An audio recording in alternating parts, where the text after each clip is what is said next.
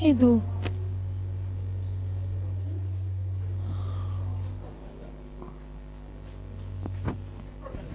Hah?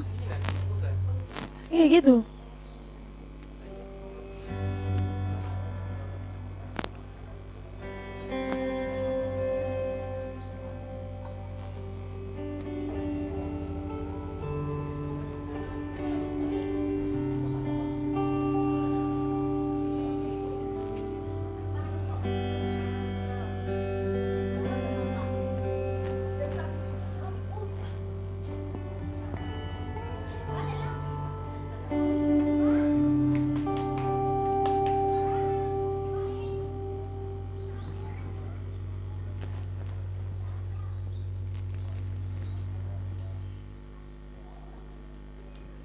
Shalom Mas.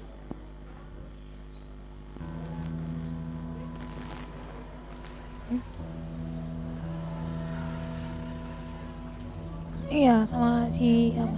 Minggu singkat lagi dari sana. Gak apa-apa. Mana Rel jadinya? Iya. Kemarin di telepon udah ada Bu. Udah latihan Rel di kamar. Gak ada ditanya. Udah tahu lagunya dia. Udah tahu, bukan pakai baju putih deh. Udah tahu lagunya. Udah. Kan ada kan kemarin sore diberitahu Mas.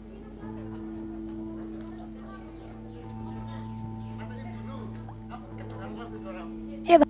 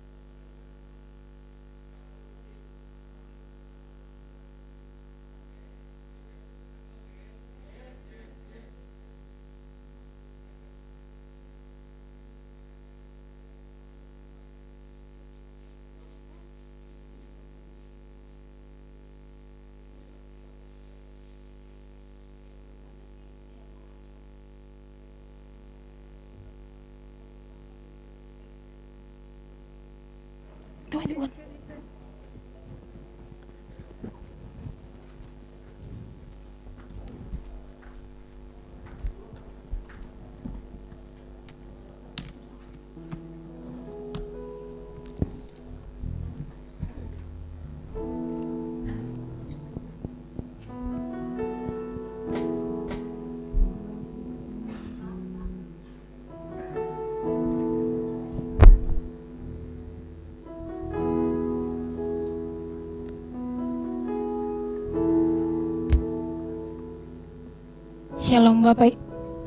Shalom Bapak Ibu Saudara yang dikasihi oleh Tuhan Yesus Kristus.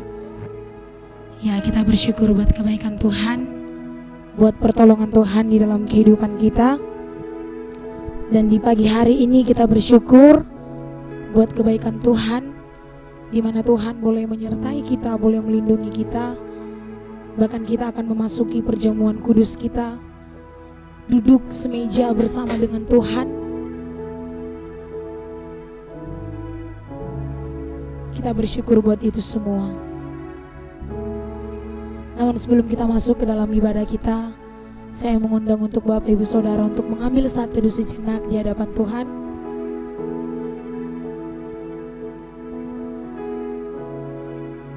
Karena begitu besar kasih Allah akan dunia ini, sehingga Ia telah mengaruniakan anaknya yang tunggal, supaya setiap orang yang percaya kepadanya tidak binasa, melainkan beroleh hidup yang kekal. Kita angkat satu pujian, Yesus Kristus Tuhan.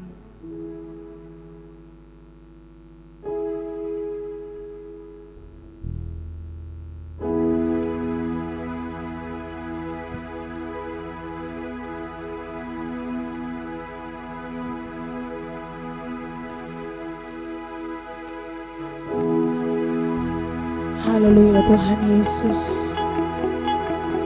Kami ingin memandang kemuliaan-Mu yang kudus Tuhan.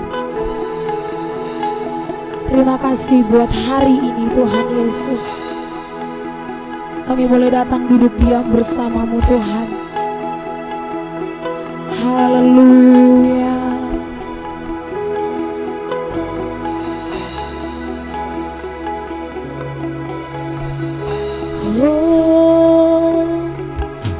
Ku pandang kemuliaan-Mu,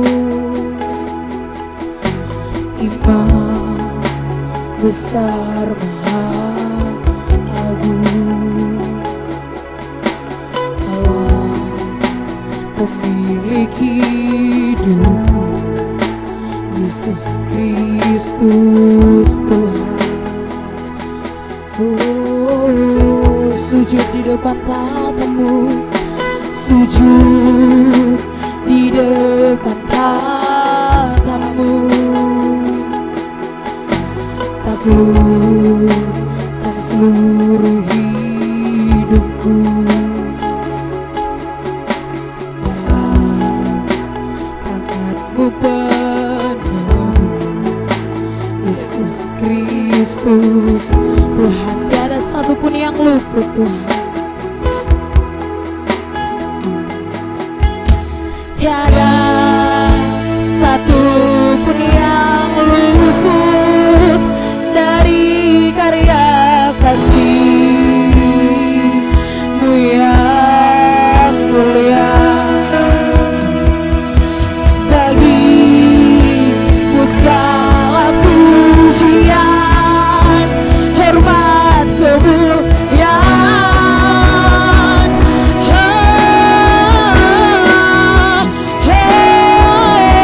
Engkau Tuhan kutinggikan, yang bangkit dan menang, Yesus Kristus Tuhan. Raja mulia dan luhur, berkorban bagiku, maka jiwaku Tuhan. Maka jiwaku memuja, menyembah Sang Raja, Yesus Kristus Tuhan. Kekal sempurna kuasa-Mu, agunglah karya-Mu, Yesus Kristus Tuhan. Kita angkat pujian ini dari awal. Haleluya. Kami pandang kemuliaan-Mu yang kudus Tuhan. Oh, ku pandang kemuliaan-Mu, Imam maha agung. Kaulah pemilik hidupku, Yesus Kristus Tuhan. depan tatamu, sujud di depan tatamu.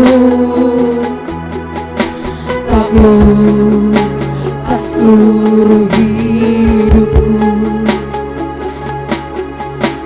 dalam tangan-Mu penebus, Yesus Kristus Tuhan.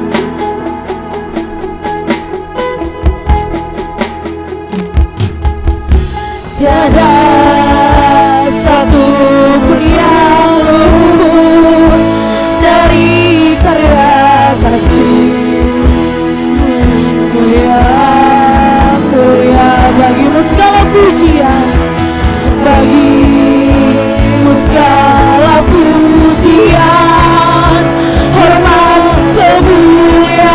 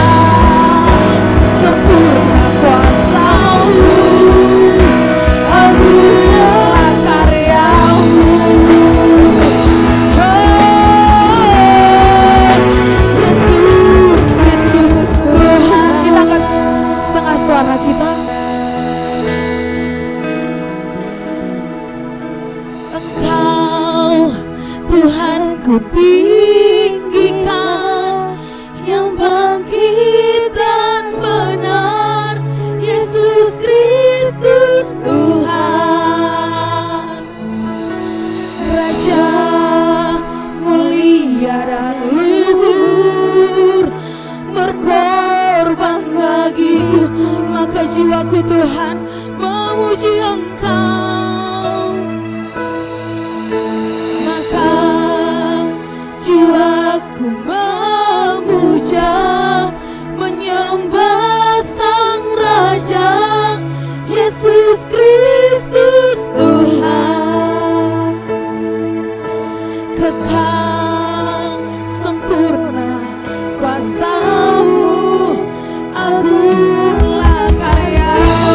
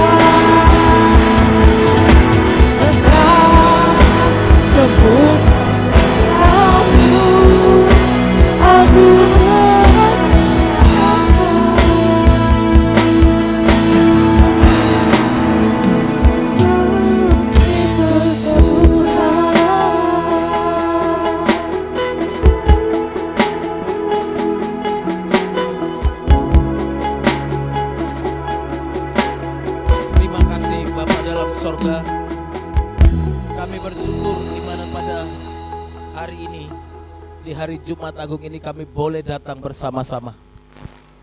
Datang untuk mengenang kematian-Mu di kayu salib. Mati bagi dosa-dosa kami. Engkau yang seharusnya tidak mati. Engkau yang seharusnya tidak binasa. Tapi oleh pengorbanan-Mu, Engkau rela menggantikan tempat kami. Terima kasih Bapa dalam sorga. Kami bersyukur buat karya Tuhan yang luar biasa.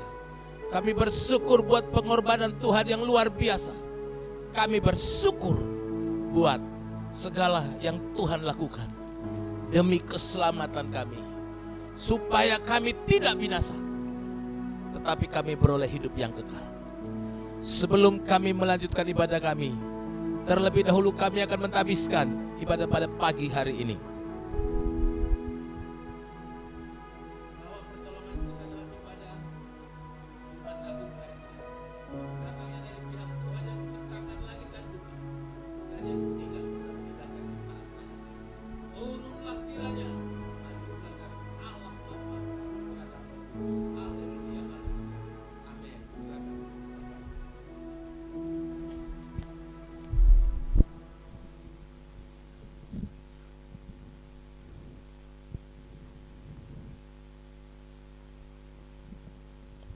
Kita mengucap syukur buat kebaikan Tuhan, buat pertolongan Tuhan di dalam kehidupan kita. Karena Tuhan adalah sumber kekuatan kita. Karena salib Tuhan, kita ada sampai saat ini. Itu semua karena kebaikan Tuhan. Mari Bapak, Ibu, Saudara, kita mengambil sikap saat teduh untuk menyembah Tuhan. Kita merenungi segala kebaikan Tuhan, perbuatan-perbuatan Tuhan yang baik di dalam kehidupan kita. Siapakah kita ini sehingga Tuhan menjadikan kita biji matanya yang begitu berharga? Kita hanya manusia yang penuh dengan dosa, tetapi Tuhan rela mati di kayu salib untuk menebus dosa kita. Haleluya. Hanya Kau Tuhan di hidupku.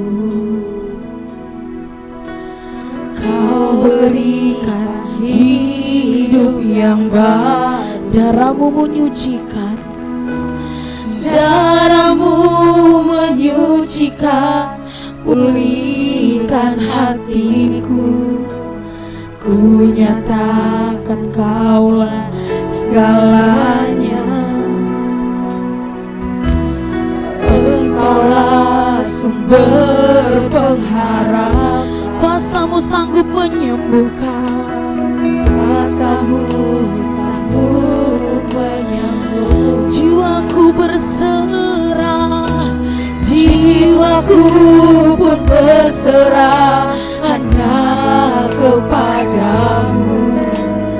Yesus, Kaulah segalanya karena salib-Mu. Karena salib-Mu ku hidup. Karena salib-Mu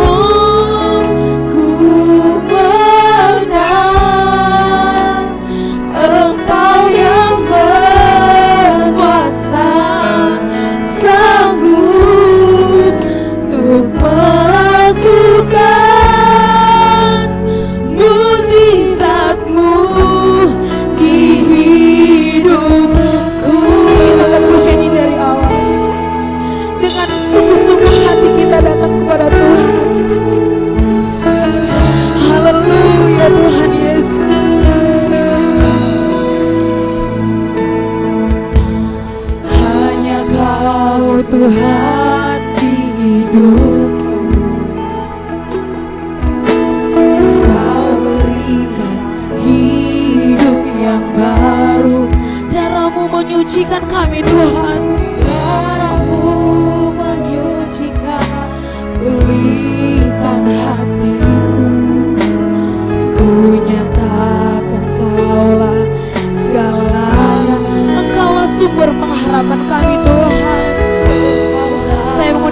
Bapak Ibu untuk mengambil. Saya undang untuk bangkit berdiri. Kuasa-Mu sanggup menyembuh. Jiwaku pun berserah kepadamu Tuhan. Jiwaku pun berserah hanya kepadamu Yesus. Kaulah segala karena salibmu Tuhan. Karena salibmu ku hidup. Karena salibmu ku menang. Engkau yang berkuasa sanggup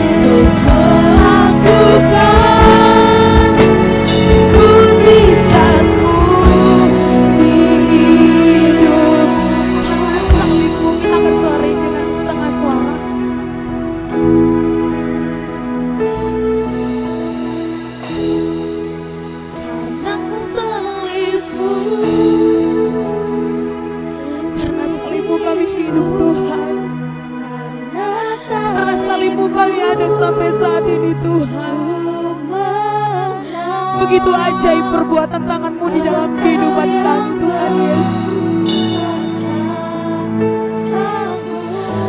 Haleluya Tuhan.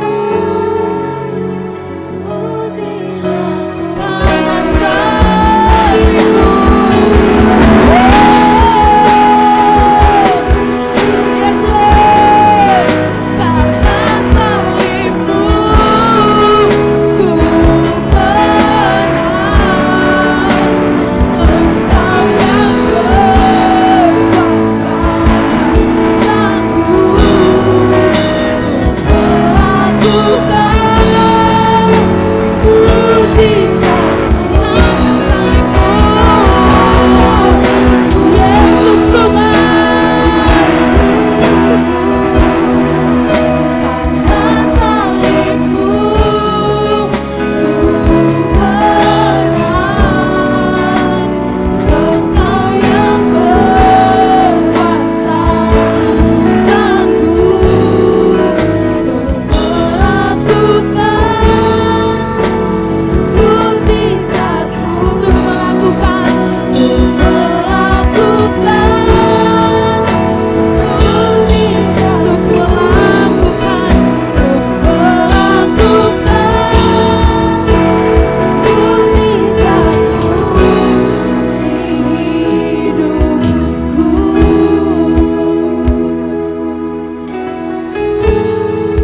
Saya bersilakan untuk Bapak Ibu kembali duduk. Saya bersilakan untuk kembali duduk.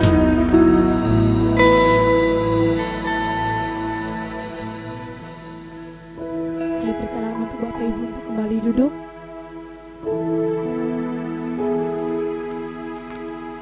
Mari kita persiapkan hati kita. Kita mau mendengarkan kebenaran firman Tuhan. Biarlah kita semakin kuat ketika kita mendengarkan firman yang disampaikan oleh Tuhan Yesus. Di dalam setiap kelemahan kita, di dalam setiap pergumulan kita,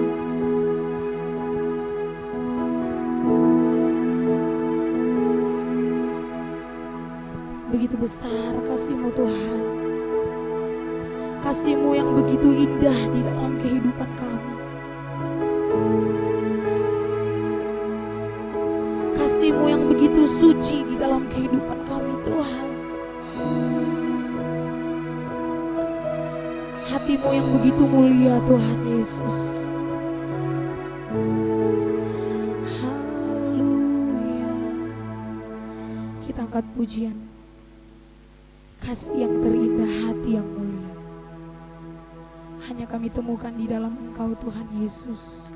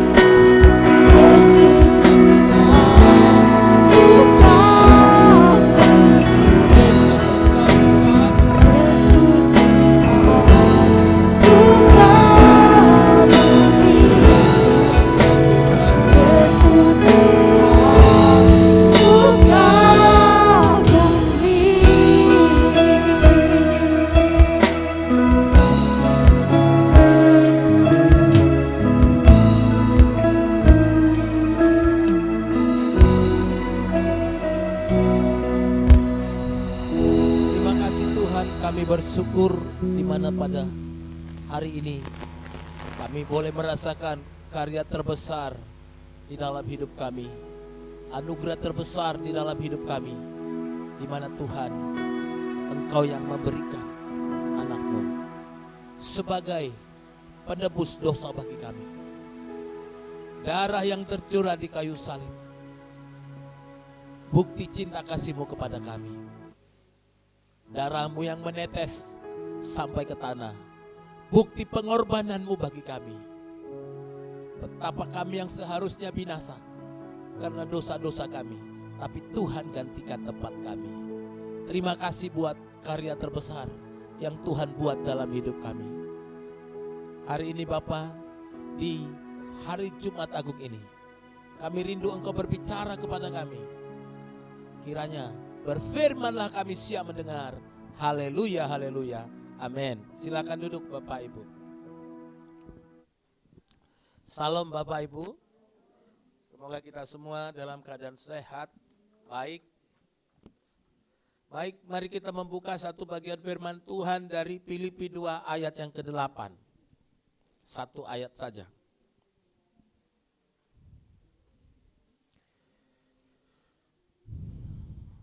Filipi pasal 2 ayat yang ke-8. Kalau sudah ketemu Bapak Ibu, kita akan baca bersama-sama. Filipi 2 ayat yang ke-8.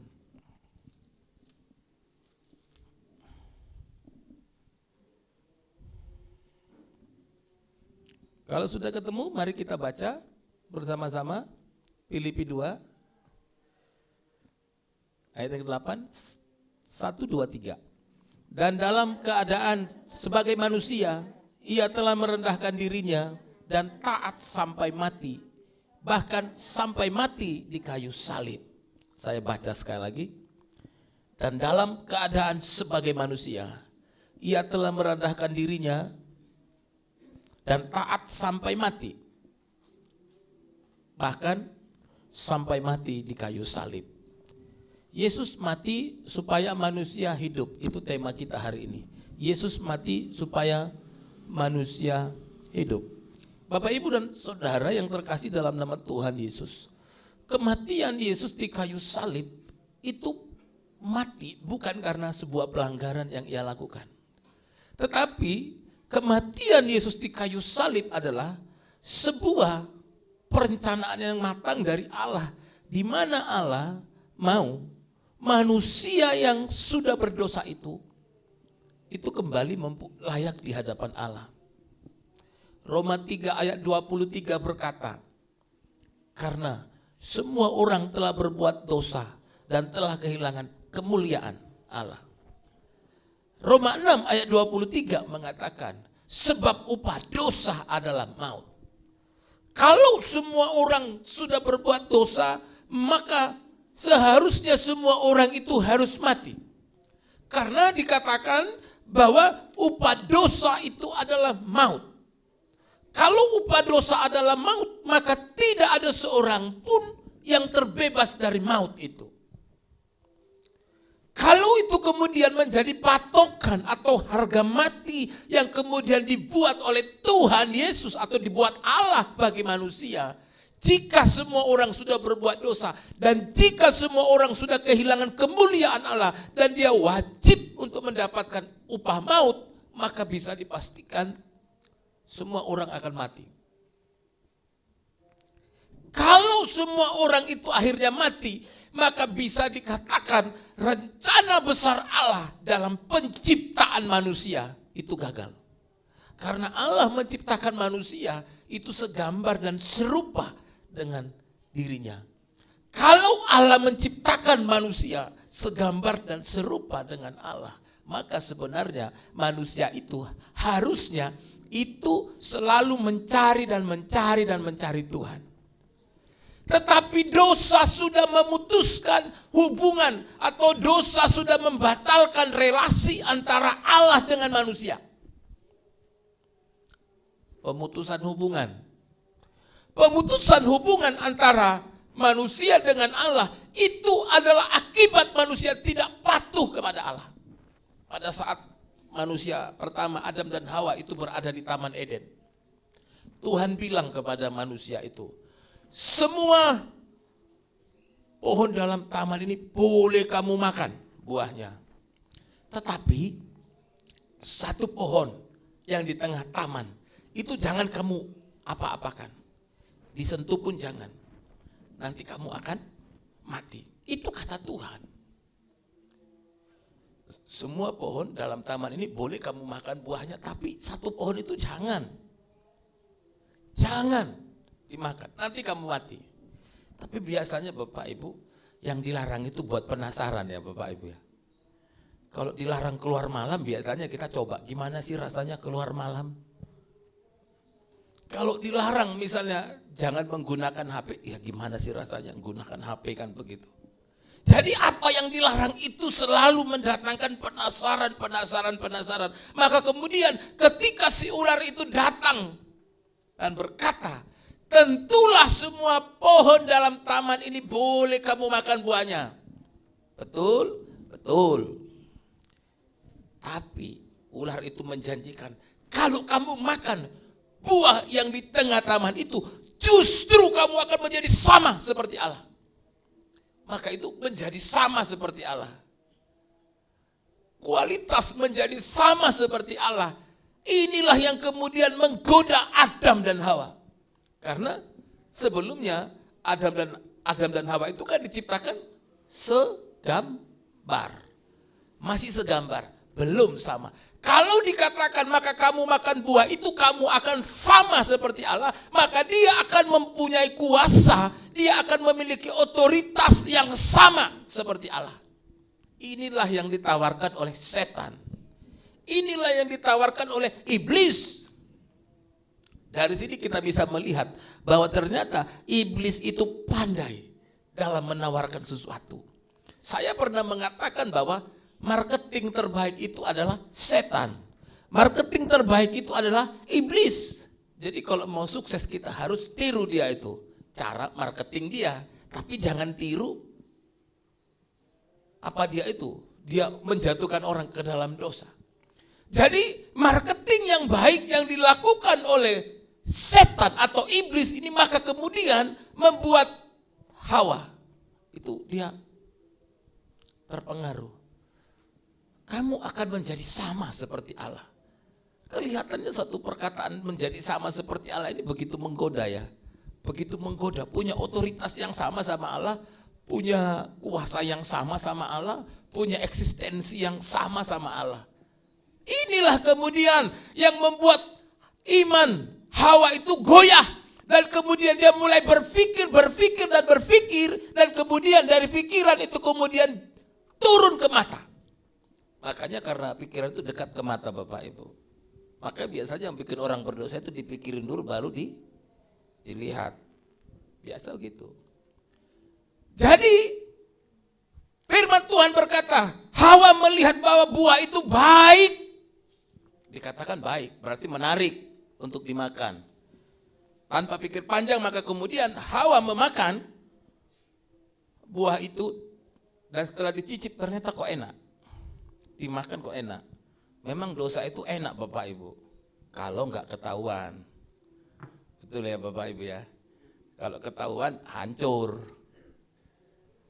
Maka kemudian Hawa merasa bahwa yang dimakan itu enak, maka kemudian diberikan kepada suaminya. Suaminya juga nggak pikir-pikir. Kok istriku makannya kok terlalu lahap, berarti enak, dimakan juga. Kesalahan terbesar Adam dan Hawa adalah mereka tidak taat atau tidak patuh kepada Allah. Tuhan katakan semua pohon boleh kamu makan, tapi yang satu itu aja nggak boleh disentuh. Cuman itu tok larangannya. Tapi mereka tidak taat. Maka dosa pertama yang menjatuhkan manusia dan terhilang dari hadapan Allah adalah dosa ketidaktaatan. Ketidaktaatan Adam dan Hawa kemudian membuat semua manusia akhirnya mewarisi dosa warisan, yaitu potensi untuk berbuat dosa. Jadi kalau dikatakan dosa warisan Bapak Ibu bukan berarti dosanya Hawa sama Adam itu diwarisin ke Bapak Ibu, tidak. Tapi yang dikatakan dosa warisan itu adalah potensi atau kemungkinan untuk jatuh ke dalam dosa. Karena Adam dan Hawa tidak kebal terhadap dosa. Potensi berbuat dosa inilah kemudian yang diwariskan sampai kepada kita. Dan Tuhan tahu itu. Kalau manusia memiliki potensi, maka pasti manusia itu akan memilih berbuat dosa daripada menyenangkan hati Tuhan. Itulah sebabnya ketika manusia jatuh ke dalam dosa, Allah tahu bahwa manusia itu tidak mampu lagi datang kepada Tuhan. Manusia itu nggak bisa lagi datang kepada Tuhan. Karena manusia itu sudah berdosa, manusia itu sudah benar-benar jatuh, dan dia di pikirannya, di hatinya itu tidak ada lagi yang berpikir tentang Allah. Yang dipikirkan itu hanya mengenai dosa, dosa, dosa. Manusia tidak bisa menyelamatkan dirinya. Manusia, usaha apapun yang dilakukan manusia tidak akan bisa membuat dia kembali kepada Allah. Itulah sebabnya maka kemudian Allah sendiri yang berinisiatif, Allah sendiri yang datang kepada manusia. Dia kirimkan anaknya yang tunggal. Karena begitu besar kasih Allah akan dunia ini, sehingga ia telah mengaruniakan anaknya yang tunggal, supaya setiap orang yang percaya kepadanya tidak binasa, melainkan beroleh hidup yang kekal. Amin. Yohanes 3 ayat 16. Karena begitu besar kasih Allah akan dunia ini, sehingga ia telah mengaruniakan anaknya yang tunggal, supaya setiap orang yang percaya kepadanya tidak binasa, melainkan beroleh hidup yang kekal. Maka syarat yang diberikan oleh Tuhan, syarat yang diberikan oleh Allah adalah, kalau kita tidak binasa, kalau kita, supaya kita tidak binasa, percaya akan karya, akan penebusan Yesus di kayu salib. Amin. Ada banyak anggapan atau ajaran yang berusaha mengaburkan atau berusaha membantah bahwa Yesus itu adalah Tuhan. Ada orang yang mengatakan bahwa pada saat Yesus itu disalib, itu bukan Yesus yang disalib, tapi orang yang mirip dengan Yesus. Lalu Yesusnya kemana? Dikatakan dalam apa itu? Yesus itu justru berangkat ke India. Lalu kemudian setelah di India, dia menjadi pertapa suci. Jadi katanya Yesus itu pergi ke India, berangkat ke India. Jadi orang India, caya gitu. Tentu itu bukanlah ajaran yang benar, karena yang mati dan disalib itu adalah benar-benar Kristus, benar-benar Yesus. Bukan Yesus yang lain, tapi benar-benar Yesus. Kalau begitu, yang menjadi pertanyaan bagi kita adalah, apa makna kematian Yesus bagi orang percaya? Atau apa sih untungnya bagi orang percaya kematian Yesus itu? Yang pertama, keuntungan atau manfaat kematian Yesus itu adalah, dengan penyaliban Yesus, maka kita kembali dilayakkan di hadapan Allah. Amin. Dengan penyaliban Yesus, maka kita kembali dilayakkan di hadapan Allah. Bapak, Ibu dan Saudara yang terkasih dalam nama Tuhan, dosa itu adalah merupakan sebuah kekejian bagi Tuhan. Dosa itu merupakan sebuah kekejian, kenajisan bagi Tuhan. Karena kita punya Allah itu kudus. Makanya dia berkata, kuduslah kamu sebab aku kudus. Tanpa kekudusan tidak ada seorang pun yang akan melihat kemuliaan Allah. Allah kita itu hidup dalam kekudusan. Bahkan dalam segala sifat atau segala atribut yang dia miliki, itu selalu dibungkus dengan kekudusan. Allah itu kasih dalam kekudusan. Allah itu memelihara dalam kekudusan. Allah itu memberkati dalam kekudusan. Allah itu menjaga kita, melindungi, menopang, atau providensi Allah, itu semuanya dalam kekudusan. Artinya bahwa apapun yang dilakukan oleh Allah itu adalah selalu kudus, kudus, kudus. Semua yang Tuhan lakukan itu kudus. Karena Dia kudus. Dosa kemudian memisahkan manusia dengan Allah. Karena manusia sudah tidak lagi kudus. Karena dosa itu adalah kenajisan. Maka kemudian hubungan antara Allah dengan manusia itu putus. Dulunya Allah sama manusia itu mesra. Tapi dosa memutuskan hubungan manusia dengan Allah. Ibarat suami istri. Sama-sama terus. Lalu satu orang berselingkuh tidak kudus, pasti renggang. Itu manusia. Apalagi Allah yang dalam segala atributnya, dalam segala apapun yang dilakukan Allah, itu selalu kudus. Manusia terpisah dari Allah. Manusia tidak bisa lagi datang kepada Allah. Manusia tidak lagi bisa menghampiri Allah. Maka supaya manusia bisa kembali dipersatukan dengan Allah, harus ada jalan yang ditempuh. Jalan itu adalah pengorbanan. Bapak, Ibu, dan Saudara yang terkasih dalam nama Tuhan Yesus, kematian Yesus di kayu salib selalu dikatakan sebagai korban persembahan yang sempurna, yaitu korban penebus dosa. Dalam tradisi perjanjian lama, kalau orang berdosa, itu biasanya harus ditebus dengan mempersembahkan korban kepada Tuhan. Makanya ada namanya korban penghapus dosa. Orang berdosa kemudian mengaku di hadapan Tuhan, lalu kemudian setelah dia mengaku di hadapan Tuhan, maka kemudian itu nanti korbannya itu disembelih, lalu kemudian darahnya itu tercurah ke tanah, lalu kemudian korban itu dibakar, lemak-lemaknya dibakar, lalu sambil dia makan. Makanya dikatakan korban penghapus dosa itu adalah menghapus dosa atau memulihkan kembali hubungan dengan Allah.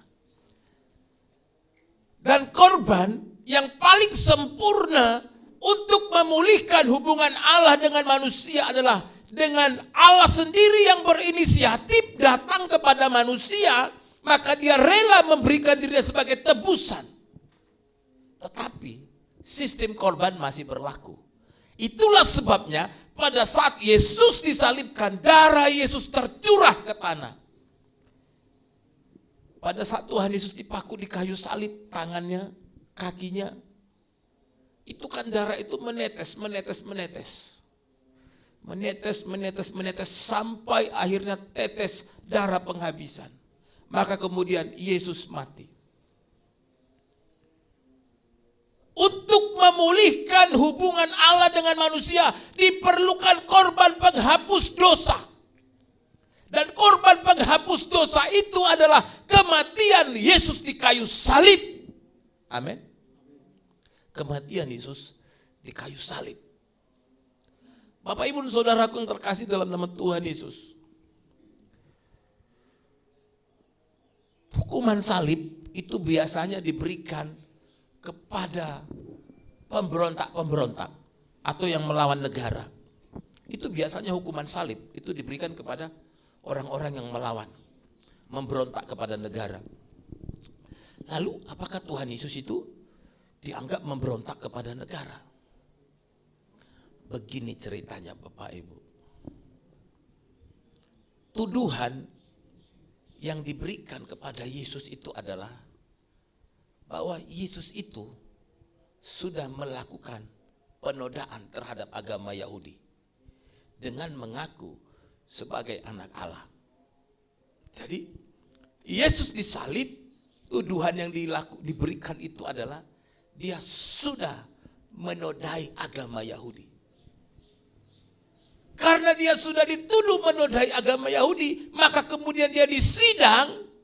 Sesudah disidang 3 kali mengalami persidangan, akhirnya diputuskan bahwa Yesus disalib sebagai hukuman mati.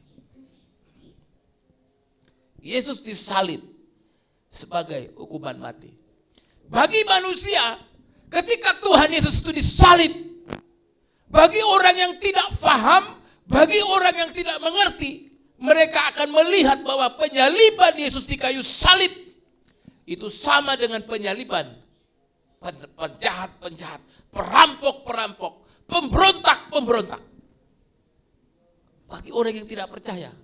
Karena apa? Karena Tuhan Yesus itu disalib bersama dengan 2 orang. Dikatakan 2 orang penjahat di kiri dan di kanan.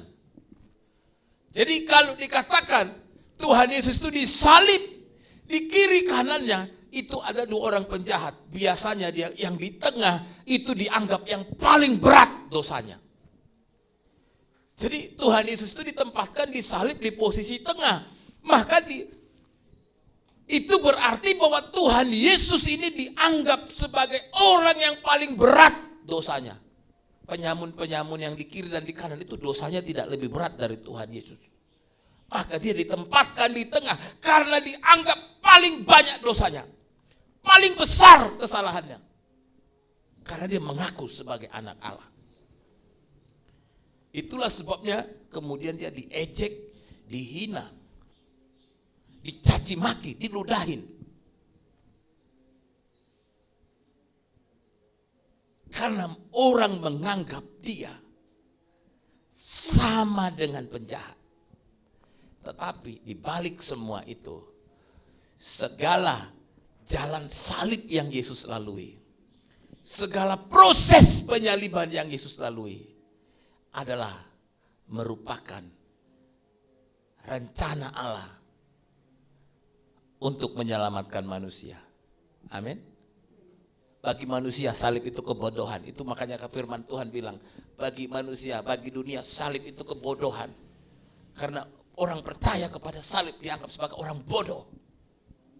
Tapi bagi orang yang mengerti rencana Allah, penyaliban Yesus adalah karya pendamaian yang Allah berikan kepada manusia. Supaya kehidupan kita, supaya hidup kita dipulihkan kembali. Supaya kita bisa lagi berkata, ya Allah, ya Bapa. Amin. Supaya kita bisa lagi berseru dan berkata, Tuhan Yesus, Allah kami, Engkaulah Allah kami, Allah yang adalah sumber dari segala sumber berkat. Kita bisa lagi memanggil dia Bapa. Kita dilayakkan kembali, boleh memanggil dia Bapa, Bapa, Bapa. Itulah sebabnya salib yang dipikul Yesus, itulah sebabnya penderitaan Yesus di kayu salib adalah momen paling berharga bagi kehidupan orang percaya. Amin.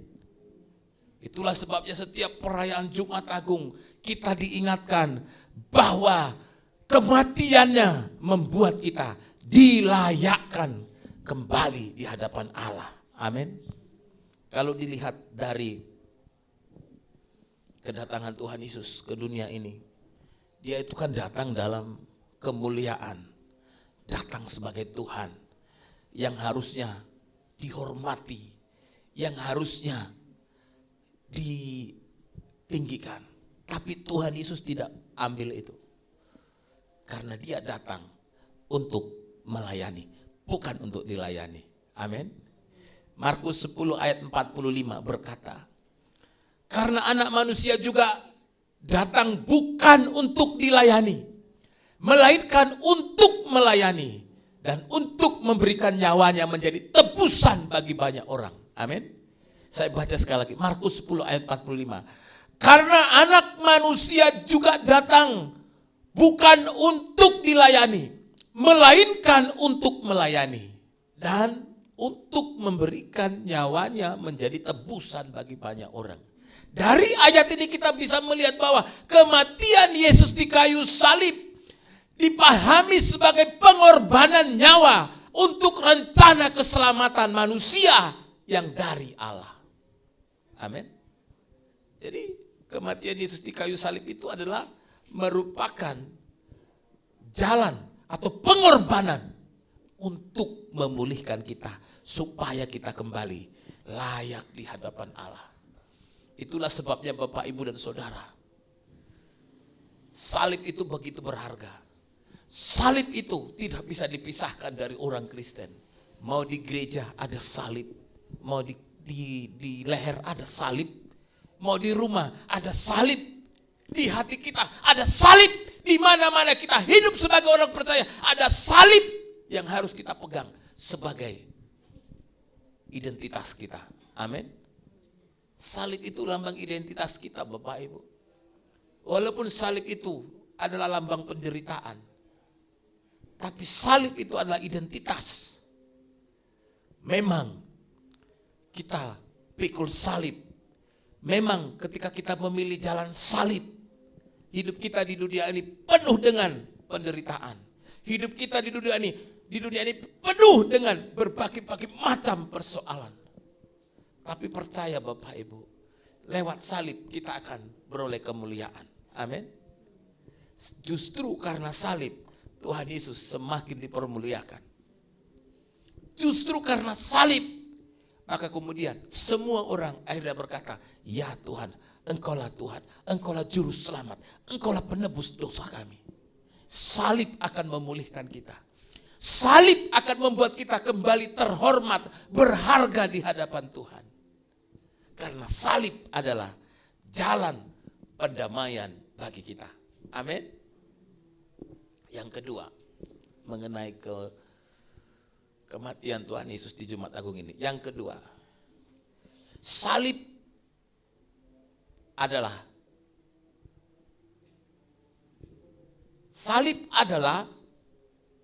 pemberesan dosa manusia.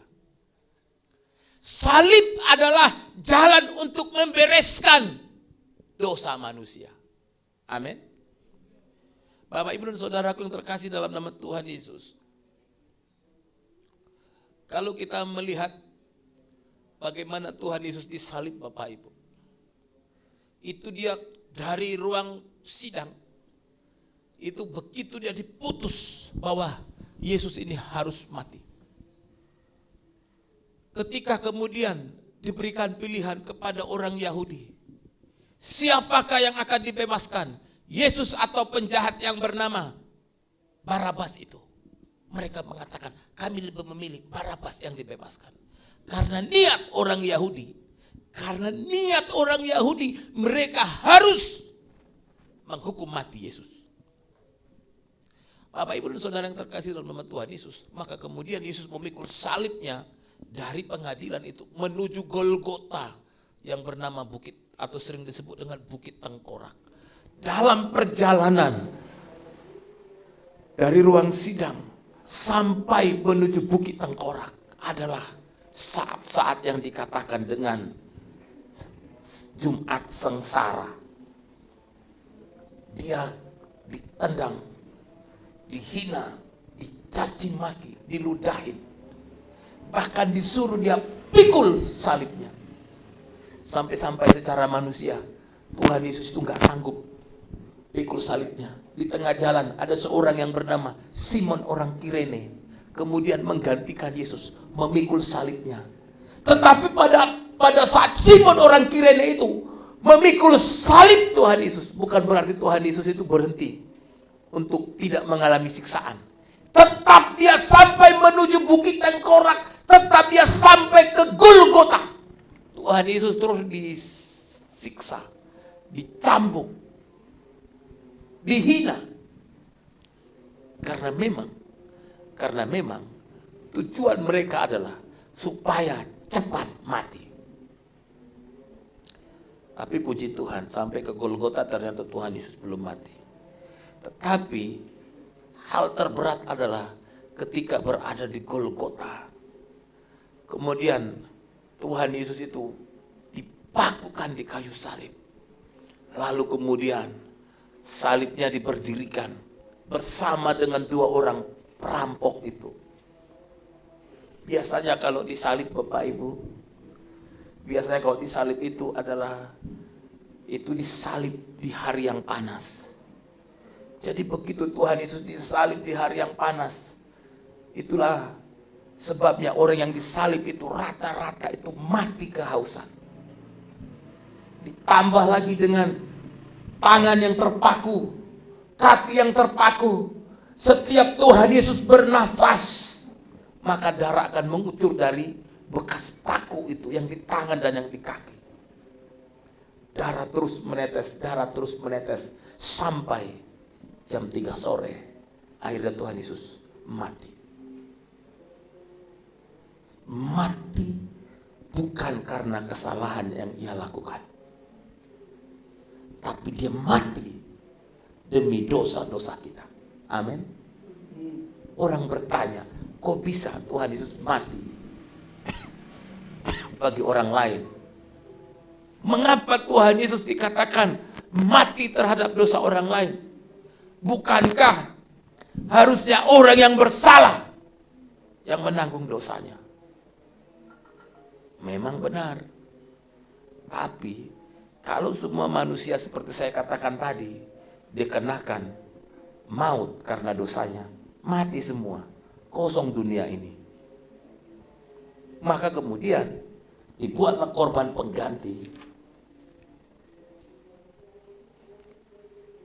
melalui kematian Yesus di kayu salib. Bapak, Ibu, dan saudaraku yang terkasih dalam nama Tuhan Yesus, sebelum Tuhan Yesus disalib, Tuhan Yesus itu mengalami persidangan 3 kali. Pertama itu disidang di hadapan gubernur Pontius Pilatus. Dalam sidang itu dia dituduh melakukan pelanggaran politik, tetapi tidak ditemukan kesalahan. Karena tidak ditemukan kesalahan, maka kemudian Tuhan Yesus itu dikirim kepada Raja Herodes di Galilea. Karena Yesus itu berasal dari Galilea. Herodes pun tidak mendapati kesalahan pada Yesus. Karena tidak mendapati kesalahan, maka kemudian Herodes mengirim lagi kepada Pilatus.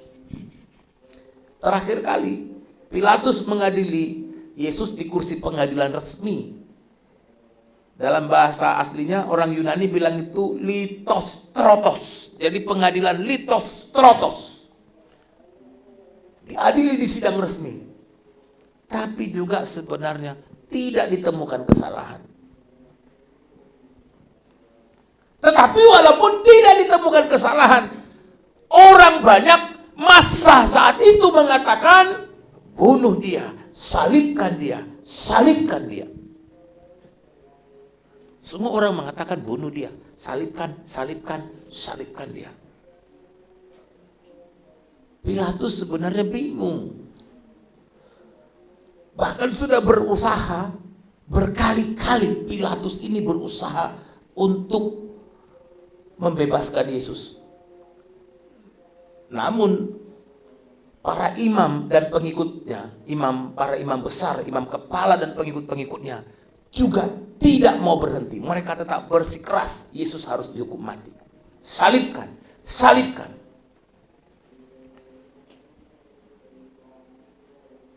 Pilatus sebenarnya bingung juga dengan tuduhan yang dilakukan kepada Yesus. Pilatus bingung. Pasal atau tuduhan yang diberikan kepada Yesus adalah anak Allah atau putra Allah. Pilatus juga bingung. Loh, bukannya Yesus ini orang Galilea? Makanya dikirim tadi ke Raja Herodes. Kok sekarang dia dibilang putra Allah?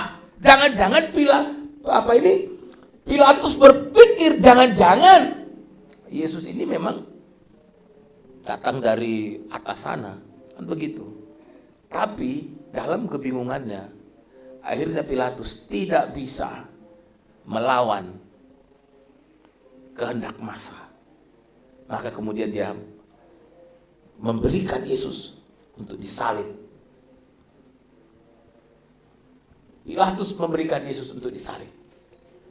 Peristiwa penyaliban Yesus ini yang sebenarnya bukan karena dosa yang dia lakukan, karena sudah disidang 3 kali, tidak ada dosa yang ditemukan, tidak ada kesalahan yang ditemukan. Itulah sebabnya Yesus disalib bukan karena pelanggaran, Yesus disalib bukan karena dosa. Tapi dia disalib karena dosa-dosa Bapak, Ibu, dan saya.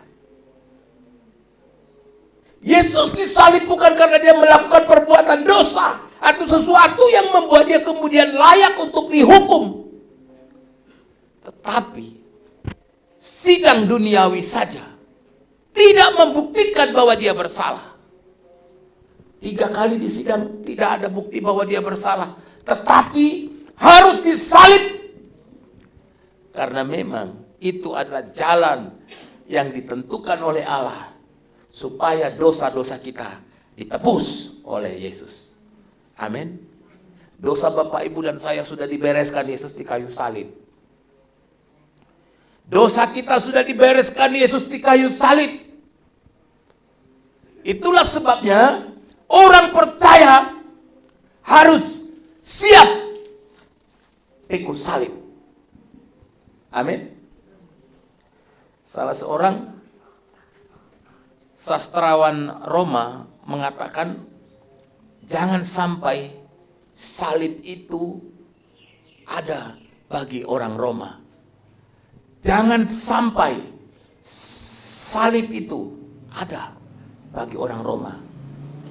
Dan bahkan dari pikiran orang Roma. Jadi bahkan Cicero mengatakan salib itu jangan sampai ada di orang Roma. Bahkan gak usah ada di pikiran orang Roma. Dia mengatakan seperti itu karena memang salib itu adalah sesuatu kehinaan. Salib itu adalah bukan hanya penderitaan, tapi merupakan satu kehinaan. Tetapi dosa lebih hina dari itu. Amin. Dosa lebih hina dari salib. Untuk mengangkat orang yang hina, maka Allah harus menghinakan dirinya menjadi sama seperti manusia. Jadi untuk mengangkat kita yang manusia yang hina ini, maka kemudian Allah mengambil rupa dalam bentuk yang hina sama seperti kita. Hina karena dosa.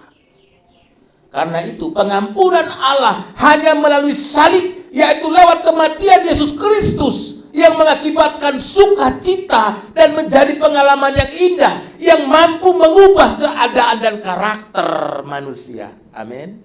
Salib akan mengubah kita. Salib akan membuat kita lepas dari dosa, diampuni dosa kita, sehingga kita masuk dalam kehidupan yang baru, yang penuh dengan sukacita. Itulah sebabnya, kalau Jumat Agung itu adalah hari di mana orang bersedih, merenung bagaimana penderitaan Yesus, bagaimana Yesus disalibkan. Hari Minggu nanti kita merayakan kebangkitannya. Sukacita terbesar bagi kita adalah ketika dia bangkit. Karena berarti dia sudah menang, dan kemenangan Yesus Kristus adalah kemenangan kita orang percaya. Amin. Kita sudah menang dari dosa, Bapak Ibu. Kita sudah dibebaskan dari dosa itu.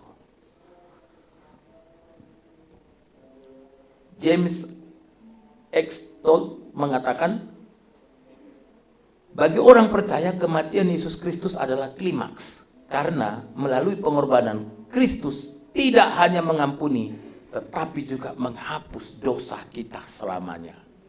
Amin. Kematian Yesus Kristus itu bukan hanya pengorbanan saja yang sifatnya mengampuni, tetapi yang terpenting adalah menghapus dosa kita selamanya. Bapak, Ibu, dan saya dosanya sudah dihapus. Bapak, Ibu, dan saya sekarang hubungannya dipulihkan dengan Tuhan. Hargai itu. Jangan sampai kita menyalibkan Yesus yang kedua kali dengan kita meninggalkan Dia. Jangan sampai kita menyia-nyiakan darahnya yang tercurah, yang menetes setetes demi setetes sampai ia mati. Tapi pegang salib itu. Pegang salib itu sampai Maranatha kedatangan Tuhan Yesus yang kedua. Amin. Kita berdoa. Tuhan Yesus yang baik, bersyukur hari ini kami boleh bersama-sama mengetahui bahwa pengorbananmu begitu besar, cintamu begitu besar bagi kami. Bahkan Engkau yang tidak menyayangkan anakmu, Engkau rela berikan dia sebagai tebusan bagi kami, supaya dosa kami diselesaikan, supaya kami dilayakkan di hadapan-Mu Bapa. Terima kasih Bapa buat cinta Tuhan yang begitu besar. Bahkan hari ini Tuhan, kami mau masuk dalam perjamuan suci sama seperti Engkau sebelum malam Engkau disalib. Engkau bersama dengan murid-murid-Mu. Hari ini Tuhan, kami memenuhi undangan-Mu masuk dalam perjamuan suci hari ini. Dalam nama Yesus kami berdoa. Amin. Saya mengundang tim musik singer maju ke depan. Kita akan masuk dalam perjamuan suci. Baik Bapak Ibu, kita akan masuk dalam perjamuan suci. Saya mengundang pelayan meja Ibu Sri dan Ibu Verly maju ke depan. Mari kita masuk ke dalam perjamuan suci dengan mengangkat sebuah pujian. Telah kulihat bukti kasih-Mu.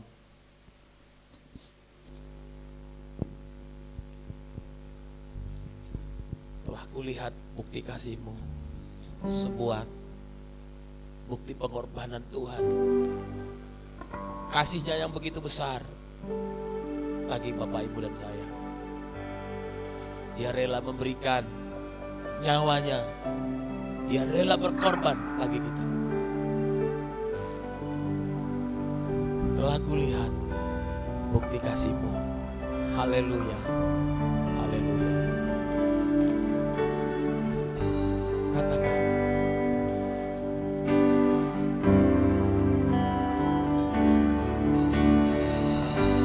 Telah kulihat bukti kasih-Mu. Kau menderita ketika-Mu. Dengan darah-Mu Kau selamatkanku. Kini ku hidup menyenangkan. Telah kami lihat Tuhan, telah kulihat bukti kasih-Mu. Kau menderita gantikan dengan darah-Mu,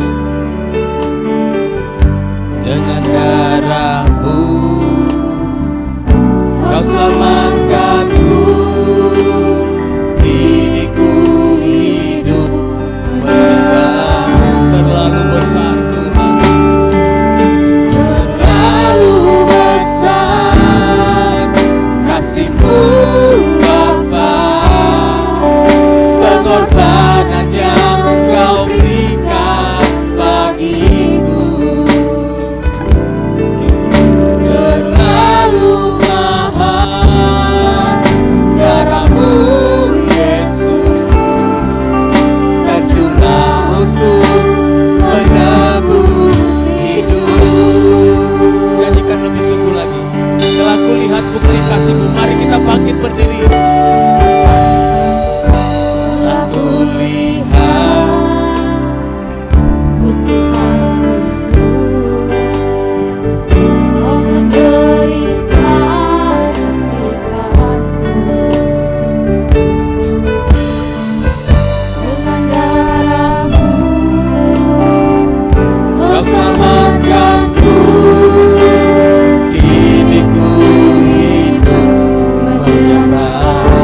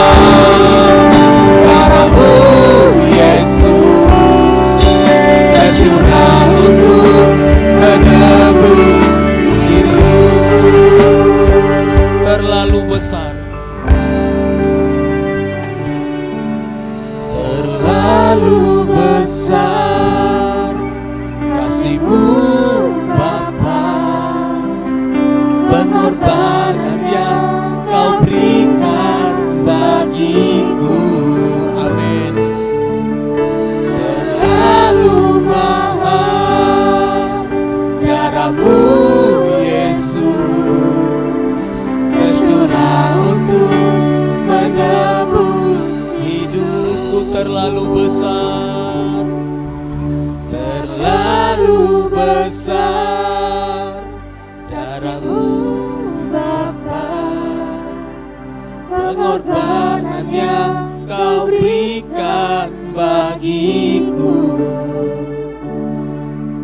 terlalu mahal. Darahmu Yesus tercurah untuk menebus. Terlalu besar, terlalu besar.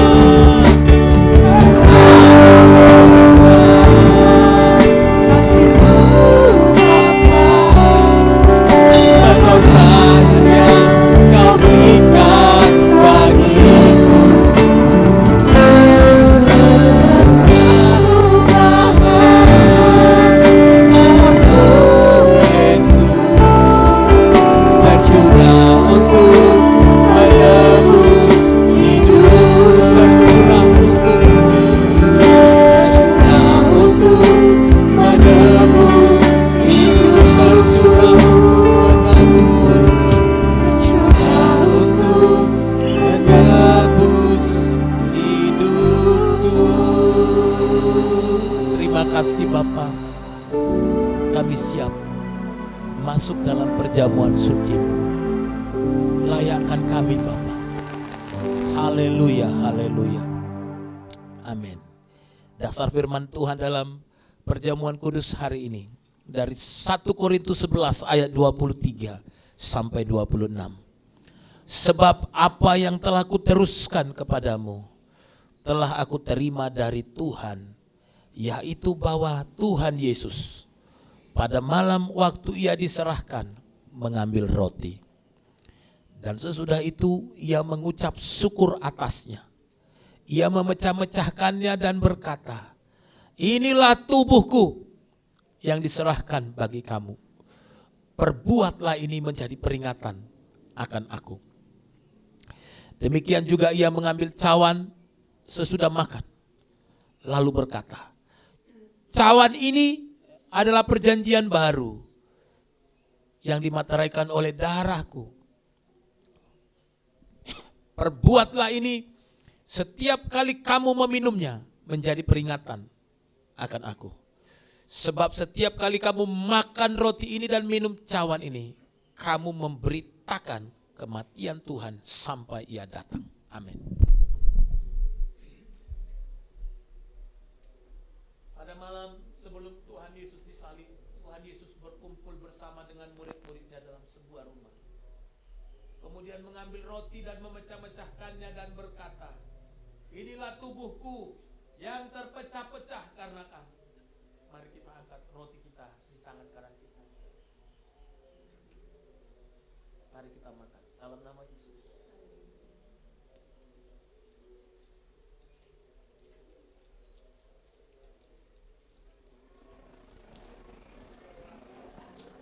Sesudah itu, ia mengambil cawan yang berisi anggur dan berkata, inilah darahku yang tercurah karena kamu.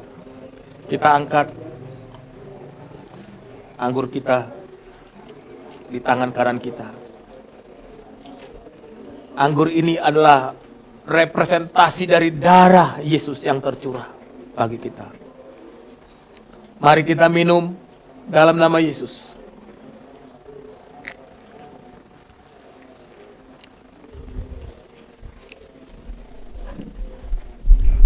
Dan firman Tuhan berkata, sebab setiap kali kamu makan roti ini dan minum cawan ini, kamu memberitakan kematian Tuhan sampai ia datang. Makan roti dan minum anggur hari ini menjadi spesial bagi kita, karena perjamuan suci hari ini berkenaan dengan kematian Yesus di kayu salib. Kematiannya yang menghidupkan kita, kematian yang melayakkan kita kembali di hadapan Allah. Pegang komitmen kita, janji kita, mau setia sama Tuhan, ikut Tuhan sampai selama-lamanya. Sekali ikut Yesus, tetap ikut Yesus selamanya bersama dengan Yesus. Amin. Kita berdoa. Terima kasih Tuhan Yesus, kami boleh menyelesaikan perjamuan suci hari ini. Karena kebaikan Tuhan, cinta kasih Tuhan, momen yang luar biasa, di mana hari yang sama, saat yang sama, Engkau disalib, darah-Mu yang tercurah. Sama seperti kami hari ini, makan dan seperjamuan dengan Engkau. Sebagai komitmen kami, janji kami, iman kami akan memberitakan kematian Tuhan sampai ke ujung-ujung bumi, sampai semua orang mereka akan makan roti, minum anggur bersama-sama dengan Engkau. Berkati setiap kami yang hadir. Kiranya Tuhan kasih kami komitmen iman yang hanya dan selalu dan tetap bersama dengan Engkau Bapa. Berkati semua keluarga kami. Dalam nama Yesus kami berdoa. Haleluya, haleluya.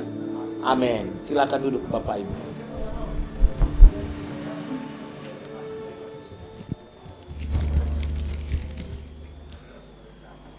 Selanjutnya saya serahkan kepada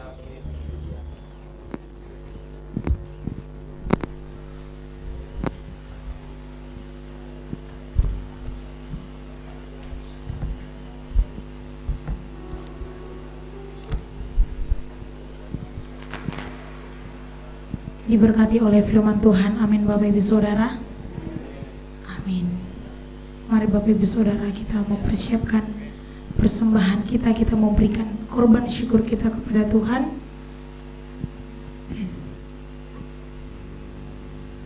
Namun sebelumnya saya akan membacakan satu ayat firman Tuhan.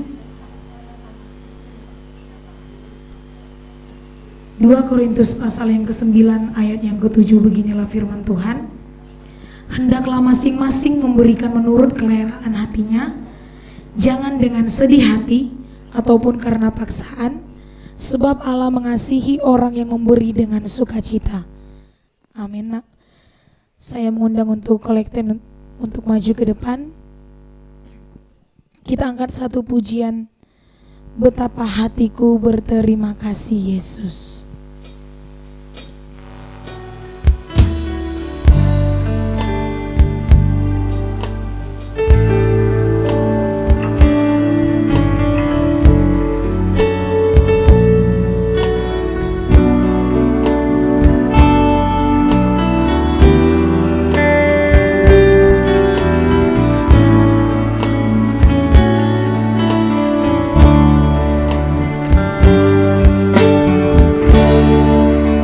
Betapa hatiku berterima kasih Yesus, Kau mengasihiku, Kau memilikiku.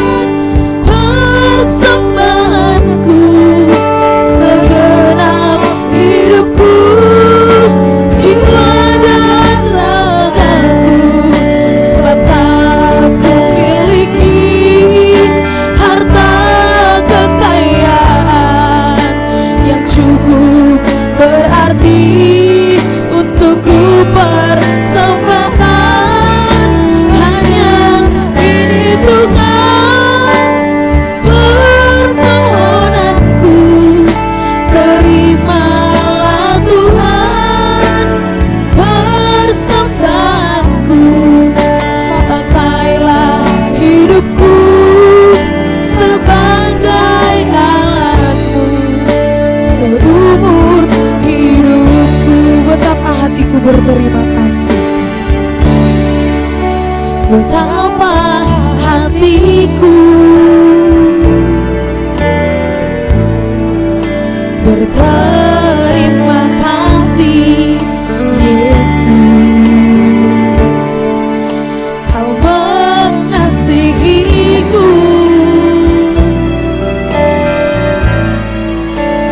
Kau memilikiku.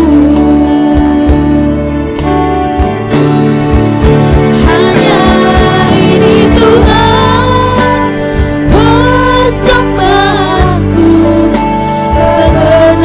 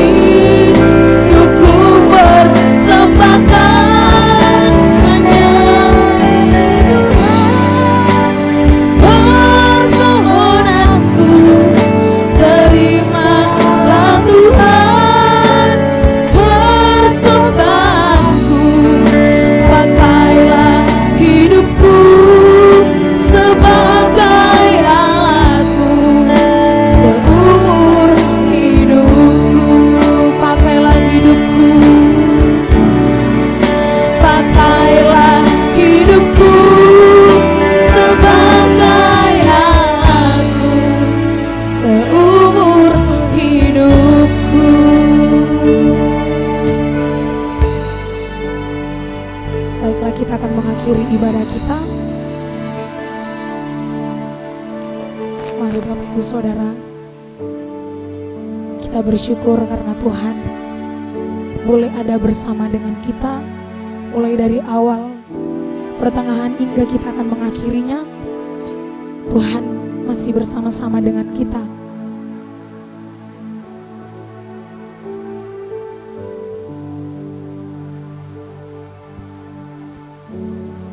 Mengikut Yesus itulah kesukaan hati kami.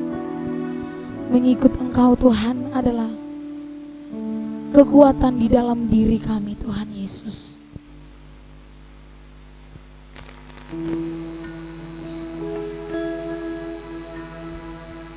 Semua karena anugerah-Mu.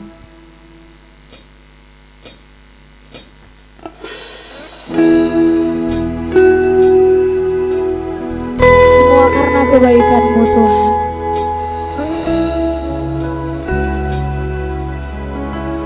Mengiringi-Mu Tuhan Yesus.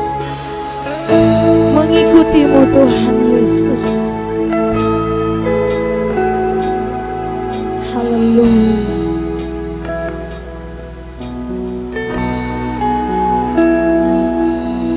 Semua karena anugerah-Mu hari ini ada, bukan karena kuat kami Tuhan, bukan karena kuatku, namun karena Roh-Mu.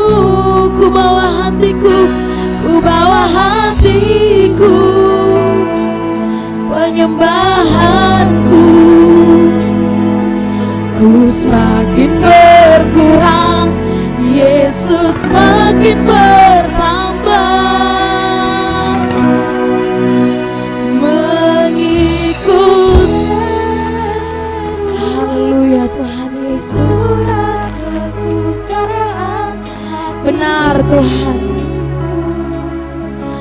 ku lepas semua hangku untuk mengenal kehendaknya di hidupku. Mengiring Yesus, itulah kekuatan hidupku. Ku yakin anugerahnya mampu jadikanku hamba yang berkenan selalu. Semua karena anugerah-Mu. Saya mengundang untuk Bapak Ibu semua untuk bangkit berdiri. Kita akan pujian dari awal. Haleluya Tuhan.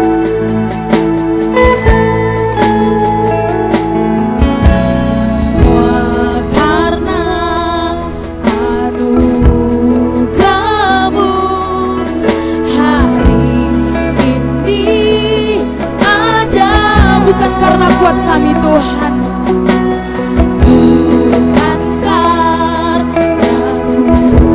kuatku, namun karena Roh-Mu. Ku bawa hatiku, penyembahanku. Ku semakin berkurang, Yesus semakin bertambah.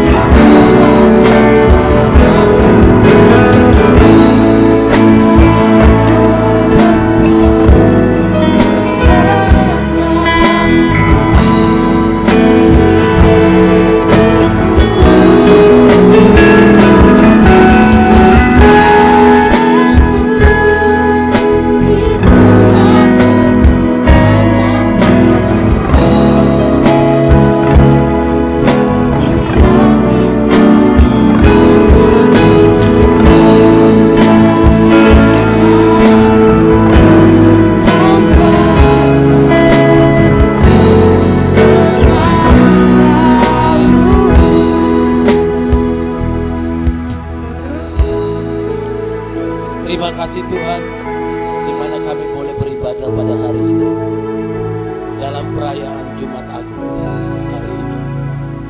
Kiranya Tuhan Engkau berkenan atas kami. Berkati setiap kami yang hadir. Kiranya kami Tuhan pulang dari tempat ini merasakan bersama bahwa Engkau sudah menebus dosa kami. Kami pulang menjadi orang-orang yang tidak lagi terikat dan terbebani oleh dosa. Berkati kami dengan kesehatan.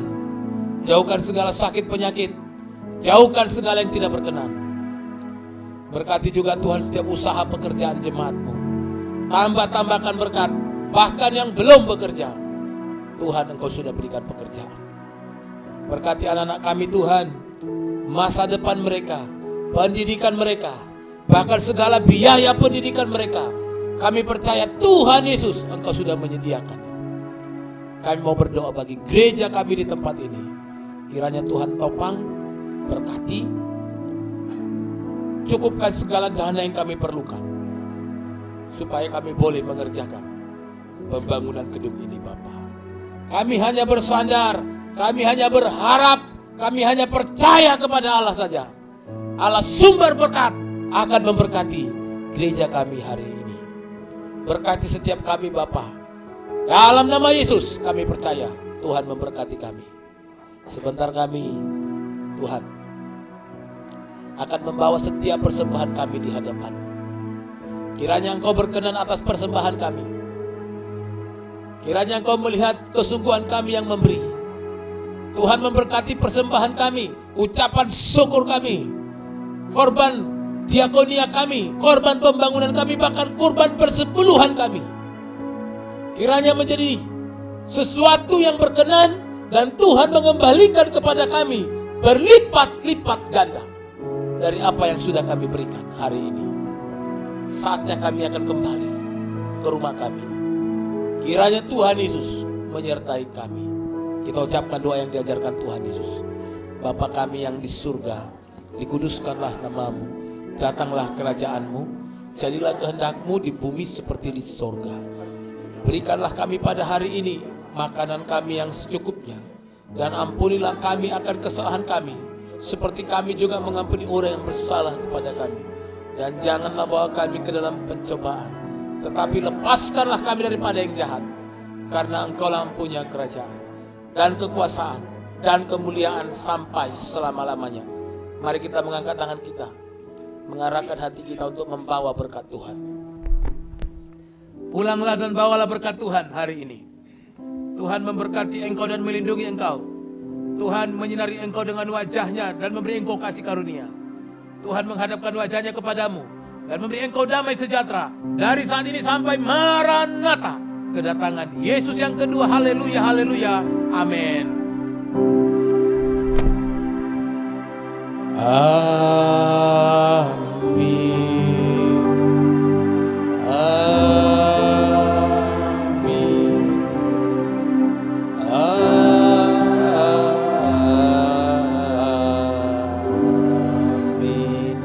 Amin. Bapak Ibu, silakan duduk kembali bersatu.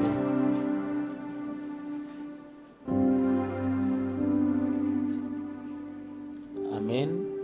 Hari ini tidak ada warta jemaat Bapak Ibu, tapi saya ada 3 pengumuman.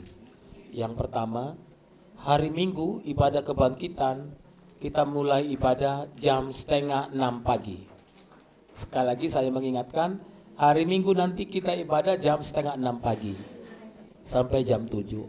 Lalu jam 8 kita akan berangkat ibadah Padang di Bonpreng. Gereja menyiapkan angkutan, Bapak Ibu.